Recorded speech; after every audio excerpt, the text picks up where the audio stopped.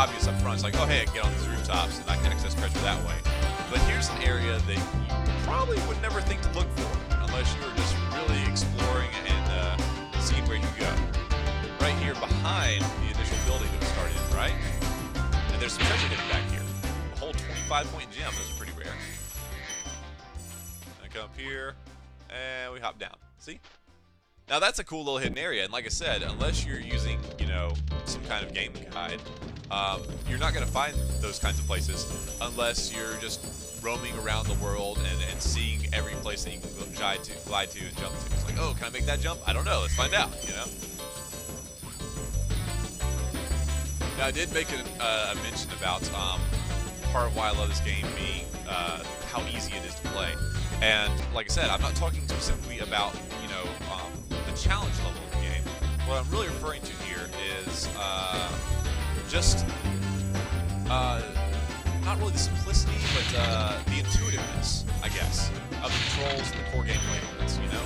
We're not seeing a whole bunch of really competitive elements. There's not, you know, with the exception of the flight levels, there's no real time trials in here. You know, we don't have, you know, big action set pieces with hordes of zombies coming at us and we're mowing them down or anything.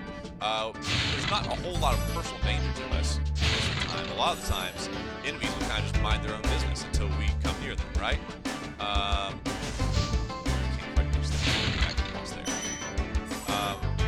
The world here is just really open to us, and we can explore at our leisure. And I really like that. I like the fact that I can take the game at my own pace.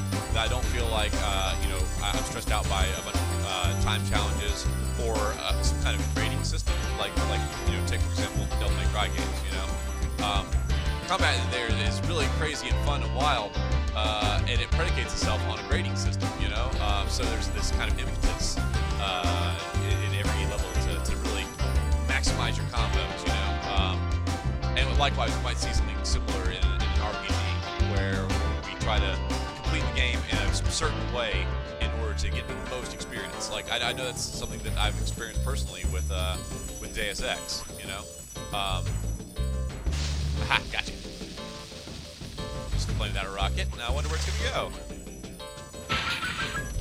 I didn't get to see it, but the rocket did go and it busted open that unbreakable chest. So we'll go over there and loot that real quick. But yeah, in a lot of RPGs, it quickly becomes, you know, it devolves down to, alright, what's the most experience I can get from this game? What's the most optimal way I can build my character? To the point that it feels like there's a right and wrong way to play, you know? And that's something you don't get in Spyro. Spyro, there's no right or wrong way. It's all about just exploring it, taking the levels in any direction that you want to take them, and having fun, having a good time. Let's see, make sure we got all of our treasure here. Yep, sure did. Go ahead and return home. And that's what I love about this is it scratches that particular itch for me. You know, I've heard of, was it the Bartle test that refers to, you know, 4 different gamer types. Those 4 being the achiever, the socializer, the explorer, and the killer. You know, we have the killer is someone who's interested more in competitive gameplay. You know, obviously the name denotes like playing multiplayer FPSs and stuff, but really the reason they play games, the gratification they get, is in competing with somebody and winning and beating somebody, you know? And that's cool. I'm not trying to bash that play style in any sense of the word, you know?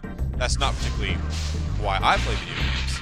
But we have those people that they want to, you know, be really competitive. They want to beat somebody when they play a game, you know? We also have the achiever.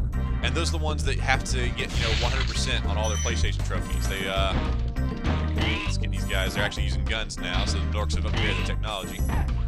We have the achiever, who's interested in getting 100% of everything. You know, and that's a personal achievement to them.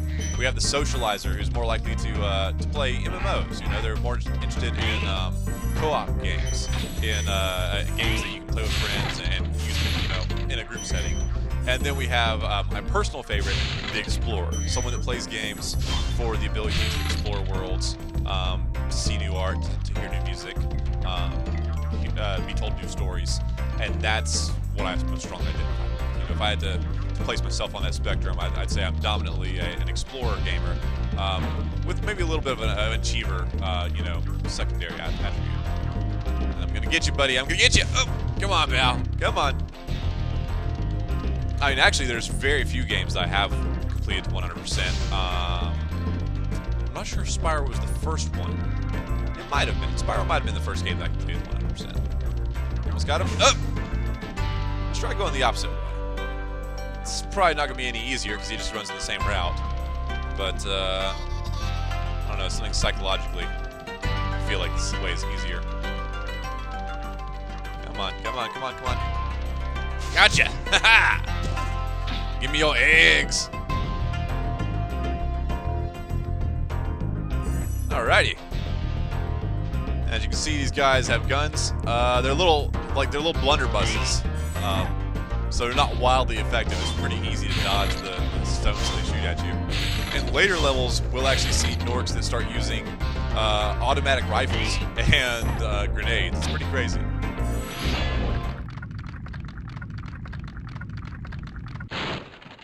Thank you for releasing me.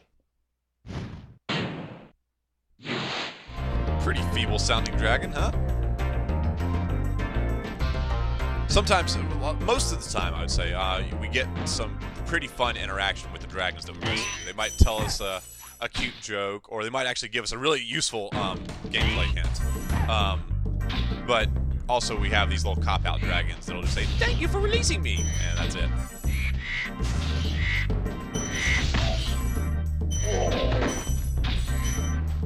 Again, looking at these really inventive and fun characters, we've already counted the buzzards before, right? We just saw those in Clifftown. But now we've also got these funny big orcs that use buzzards like a club. Isn't that funny? Alright, so this is not exactly a secret area, but it's a little bit off the beaten path. Oh, too slow. Aha, I got it. I do like that, even though most of the game really does just come down to freeing dragons and collecting treasure, we shake it up a little bit, you know? There's treasure that we can get in all different forms. We can get treasure just lying on the ground, we get it from defeating enemies, we get it from the flame chest, we get it from the charge chest, we get it from the jumping chest, you know? So it doesn't feel like I'm just running down a path and picking up gems. You know, there's a good bit of variety to the core gameplay, and I think that helps keep from getting too monotonous. Now, with that being said, I think that is one of the most common complaints that I've seen leveled towards the first Spyro game is the fact that it can get a little bit monotonous. And that's something that certainly Insomniac tried to answer in the sequels. You'll see, like, even just with Spyro 2, there's so many new gameplay elements added into it. There's vehicular gameplay, tons of challenges and mini-games, starting with Spyro 2 and then continuing on into the Ratchet & Clank series. Insomniac really kind of embraced this kitchen sink development strategy of just throwing as many different varied gameplay types as possible. And I think it's a very effective science philosophy. I personally find it very gratifying. But, oh no! Oh no! Oh no! Oh! I overshot my thing. I should have dropped out of gliding earlier. It was my bad. For me personally, I never encountered monotony being a big problem for the first Spyro game. I guess partially because I was just so in love with the game world that that's all I cared about. You know, if a game only has one gameplay mechanic, but it's a really good one, then who cares? You know, there's an old Greek proverb talking about the fox has many tricks, but the hedgehog has just one. But that hedgehog's trick is a very good one, you know? So there's kind of the idea of as long as what you're doing well, you don't have to necessarily reinvent the wheel. You don't have to include every gameplay type you imagine. Now, I'm pretty sure there's a locked chest out here that we don't have a key for yet. Yeah, look at that. So we're going to have to come back out here. But again, I know that, I hope I don't come across to sound like a broken record here, but look at these massive environments here, you know, this wide open landscape. We have this huge horizon stretching out in the distance, and these great big skyblocks enveloping us. This is something that today we might, not not find terribly impressive in a gaming landscape filled with things like Skyrim. But consider that this came out in 1998. 3D games were very new. They were still in their infancy, and Insomniac really showed the world what was possible for these new 3D environments. You know, these massive landscapes that we could explore, and it was beautiful.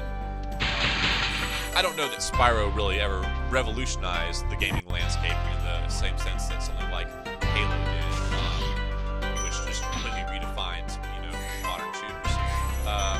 But I think that it did a good job of really pushing the PS1 to its limit and exploring what we could do with that particular console. Tri-Canyon rewards good gliders. You are a good glider, eh, Spyro? I was born to glide. Well, Spyro sounded a bit nervous about that, but I think we're pretty good gliders. We're gonna see if we can make this here as a hint. So you can see if we head up this ramp, we can say, oh hey, there's a thing over here that I can get to, right? That was what he was talking about. And indeed, this is kind of a little secret hidden area, you know. But what's cool is it doesn't just stop here. You know, we've gotten ourselves into this. And we can go outside. There's some gems. Now you'll notice that there's gems on the left-hand side of this platform, right? But not on the right-hand side. And that's as close as you get to a clue to this next area, which is one that you kind of have to know it's there. You have to take a blind glide and just hang around to the left and hope you land it. Paid off.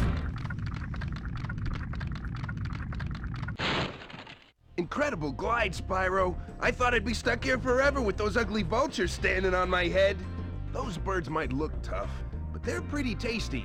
Flame broiled, with a pinch of salt. You're making me hungry, guy. Alright, there's that key that we need to open a chest.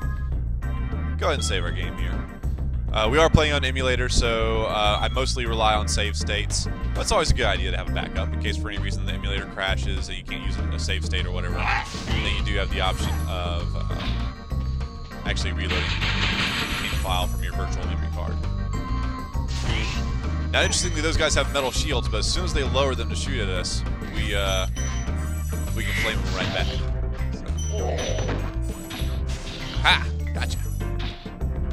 And there's a little extra health thing over here. The health system in Spyro is very forgiving. Like the save system, the life system. You do have life.